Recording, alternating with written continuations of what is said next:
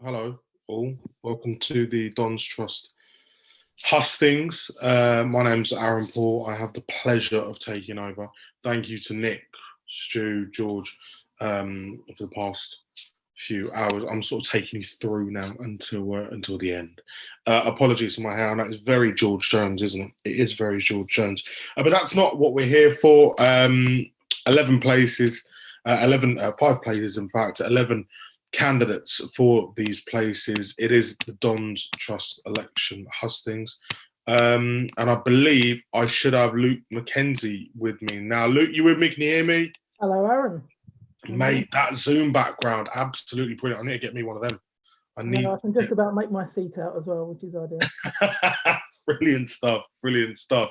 So if everyone's ready, I believe we will crack on. George, can you give me some sort of thumbs up to let me know you're all ready and you're happy to roll, George Jones? Was that a yes? I think that was a yes. I think that was yes. So Luke Mackenzie, good to have you with us. You're a Don's Trust board member already. Obviously, there's been plenty of changes at the club. Tell us, what has it been like being on the Don's Trust board in the past 2 years? Quite intense. Good fun. I think when you've got a direction of travel like we had, which was plough lane, I think some things have obviously on that way have been forgotten. And I think candidates have kind of said that along the way. However, the focus, without a shadow of a doubt, has been on plough lane and getting the delivery of that right. And you only need to look at the picture behind me to just see that by hook or by crook we've got there. And it's an incredible place, and I just can't wait for everybody to turn up. And that's when the fun starts. And I think that's when we need to get real and start getting serious with what we're doing. I'm going to zoom, no pun intended, to the part in your manifesto where you talk about the future and talking about becoming more professional. What does that mean? What does that mean? So what does it mean? We've got too few people doing too much stuff. Our office staff, bless them, there's been stories when all the ticketing went live, and obviously we had some issues with that. The club staff were putting in ridiculously long hours. Fans were commenting they were getting emails at 1 o'clock in the morning, and that's not sustainable. And we all appreciate that, and we what a fantastic job they did, but that's not sustainable long term. Joe has too many people reporting into him. That's been discussed earlier. So there's a number of things that I think from a professional standpoint, the best practice that we look for, we need to start addressing. And I think our lane's here now. It's not ready, and it's not going to be finished for another good few months yet. But once that's out the way, I think that's when we sort of start taking other strands and things forward. You talked about Matchday experience. That's a very sort of broad term. Obviously, you were quite involved with Matchday experience at Kingsmeadow. What do you look to sort of transfer, and what do you look to sort of improve when the fans return to Plough Lane? So we did the Matchday experience. So I was the Don's Trust lead on that one, and that was a big old survey, sort of 40, 50 questions, and that gave us a real good sense of what fans were looking for.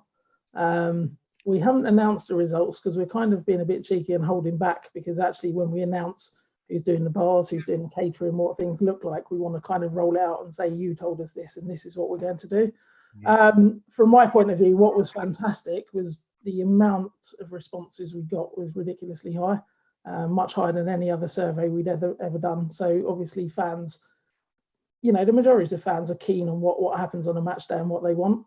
The great thing was that none of the responses surprised us, and actually the things we thought, well, we need to get a bit better at that, and people at Kingsmeadow, the bar queues, etc., were a joke. So how can we improve that at Plough Lane? How can we make things much better? How can we make it more accessible? Look at sort of different groups and how can we approach young children come in, fans with disabilities, etc. So I think that survey has gone out. We've got the results. Everything we're striving for is based on those. And I'm hoping we deliver a fantastic experience, and I can't wait for the day everybody turns up. What sort of numbers are actually interacting with the surveys now, and what would you like to see? Like, what sort of, I don't know if you can put a percentage on it, but what sort of growth would you like to see? Yeah, good question. So Matchday experience was about 2,800, which is pretty much double what we normally get for most surveys. So most surveys are about 1,400, which is still a decent percentage as a sort of membership thing. One of the pleasing things, because my big kind of election pledge 2 years ago was to actually have consultations with the members and ask more questions. And I don't think we've got it totally right, but I think the direction of travel again is a good one. We've got a fan engagement calendar now, so we've kind of committed to every few months we'll be having different surveys about different things. And obviously we're intersect and put some other surveys in. I'd like more people to do it. The more we hear, the more varied responses we get. You know, amazing. You sometimes run a survey, and I found that I ran surveys even if I didn't agree with something. So, for example, we did a survey about FansBet, was one of the very first ones we did, about whether we should take on gambling sponsorship. Now, regardless of whether I agreed with it or not, and I was probably closer to the not camp, I felt it was right that we should ask. And that's always been my sort of attitude through it. So yeah, more surveys, yes, please. I think it sets the direction of travel. I keep saying that word, but it sets it for the Dons Trust board to then instruct the football club board what the fans want. You know. Go on. No, go on, it's fine. No, I was speaking of surveys and sort of the Dons Trust board, talk to me about external investment and your thoughts on that. Obviously, you know, whatever sort of happened last year and the things that have led to the fundraising and yeah, effectively, I want to know about you and not willing to drop below 75% and what your thoughts are on raising money for the club, on keeping the club sustainable and fundraising. Yeah, okay. So it was quite fraught at the end of last year. I think that was pretty clear to everybody. Yeah. I think we had a number of board members who had worked very, very hard and tirelessly to try and get stuff in place, and everything was falling at the last hurdle. And I think there was genuine panic about the situation we might be in. You know, there was no possible way we could park the stadium. By the same token, we couldn't afford the stadium. And I think, unfortunately, what happened is some people got a bit blinded by the sort of panic, and that we didn't trust the membership enough. And I'm a big advocate for trusting the membership. And I think we should tell them, you know, things that go on. So I stood up and argued for us retaining 75%. I think that's a core value for us. I'm open to, again, having a conversation with the membership and what the membership wishes the membership gets, because in 20 or 30 years' time, who knows whether that value will still be the same. However, for right now, I think it's massively important. Am I pleased that Nick came in with £2.5 million for 10%? Yes, I am, because I think that really, really helped us out. And that was almost the touch that got us over the line. So that was massively important. I was thankful for that. But that retains the 75% voting right for the Dons Trust. And you know, we can't say fairer than that. I've lost my train of thought there. Talk to me about the fan engagement calendar. As someone who isn't as sort of clued in as maybe others, talk to me about that and how you could get me on board with that and on board with how could you get someone like me more involved with the Dons Trust board? Okay. So I think it needs to be a two-way thing, doesn't it? So you can put out as much information or as little information, but you need other people to engage in it. So I think we probably need to jazz it up a bit more and make it a bit sexy, because let's be honest, the Dons Trust is not sexy. As an organisation, we're pretty dull, and I don't think we attract the young people. And you know, we are middle-aged white men, and it's, you know, Zav alluded to it earlier, and it's not a great look. For something that is genuinely so exciting, and I'm massively passionate about the fan ownership. And I think the fact that we've got a candidate standing who comes from America, who read into our story a few years ago, is sort of testament to that. So the idea of the fan engagement calendar is simply actually giving a commitment to the Dons Trust board and to future Dons Trust boards So when I'm long gone and, you know, if I don't get on this time or sort of I get on and then stand down in 2 years' time, actually, have we got a clear roadmap of how we engage with fans? At the stadium, it's going to be fantastic. We're just going to have so much more space to be able to do stuff. You know, Kings Meadow always felt really cramped for anybody who went in the offices. You could swing a cat in it. And actually this time, I think we're going to have so much more space for things like the foundation and the trust. And actually we can just grow and grow and grow. I'm a big fan of old school kind of marketing, so leaflets and things like that, because I think that really sort of touches the heart of the community, and that's what we're about.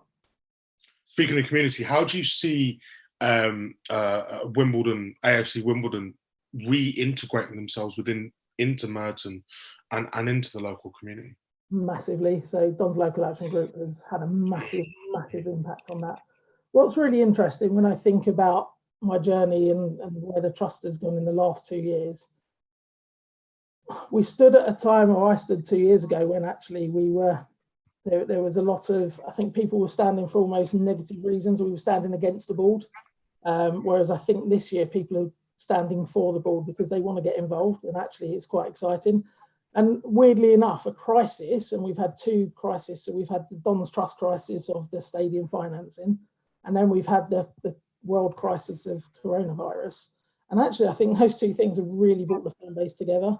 And we've seen what amazing things the fan base can do. So from the Plough Lane Bond to the Don's Local Action Group, you know, the fan base has really come together, and it's external events in a way that have created that. However, it's, you know, what a fantastic thing.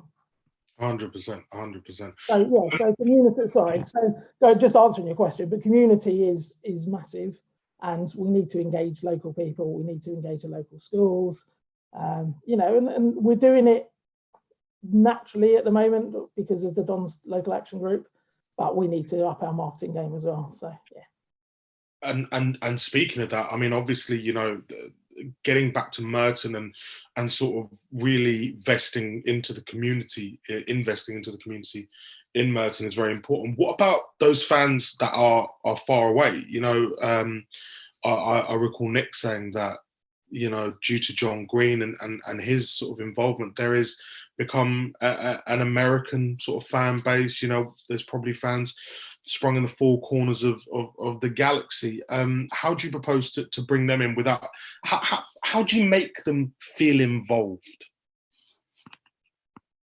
It's tricky. I think, you know, I'm not gonna lie, it's not the easiest thing to do in the world. I think, again, another upturn in terms of us since the sort of coronavirus epidemics happened has been our use of digital has actually much increased. You know, we're doing this on Zoom today.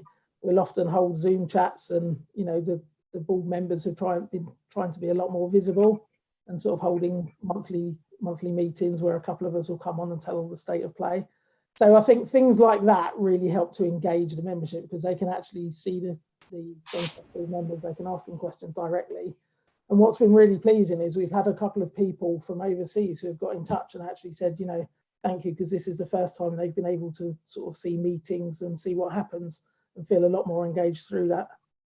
And then wouldn't it be nice to have a little area in Plough Lane just where they can all come and sit as well? Yeah, 100%, 100%. You talk about needing to utilise the stadium as best we can, and the need to provide a more competitive football team for League One. And obviously this, let's be fair, the crux of this whole thing is about football. You know, that, what do you see as sort of the ambition for the club in the next few years? Is it about stabilising League One? Is it about pushing now to try and take the club to the next level? Yeah, I think every time we've set something, we've achieved it. And what we set is bonkers. You know, if you'd said 18 years ago, what are you going to do? Oh, we're going to be a League One club. We're going to be at Plough Lane. We're still going to be a fans owned. You would have gone, don't be silly. What are you talking about? So let's set the bar high. Why stop and go, do you know what we've got is fine. However, if this is what we've got and this is the glass ceiling and we've reached it, I'm happy as long as we can become a community club. We can, you know, represent the people of Merton and Wimbledon. We can do good stuff in the local community and really make a difference. So whether that's, you know, sort of interacting with St George's and things like that, you know, the stuff the players do is massive and can't be underestimated.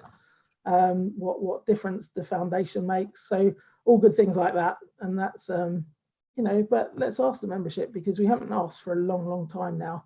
And it's time to get, actually, lots of candidates have said it, but let's get our vision sorted now, because we've achieved the 3 things. Very shortly we'll have achieved the 3 things we wanted, which is, you know, a league place back to Merton, so and remaining fan owned. So let's find out what the next journey is, but it's going to be exciting. Brilliant stuff. Thank you, Luke. Let's hand over my alluring assistant. It is George Jones with the questions. Hi, Luke. So these are the questions that the viewers have sent in live. First question: at the moment, the restricted action margin is 75%. Yeah. Do you think that's about the right margin, or do you think that needs to be increased, reduced, or is it about right? You know what? The one thing from last December, and there was a lot of people panicking that we were going to lose the football club, etc. I never thought that, because I always believed in the restricted actions, and I think they're about the right level. I'm open to a discussion to go either way, to be honest. But for now, I think it serves its purpose very well. And I stood up in a meeting to defend it, because I think it's about spot on at the moment. Okay. Chris Stewart wants to know, apart from the time when you stood with others to stop the Don's Trust Board from recommending selling out the club, what are your proudest moments from your time on the board?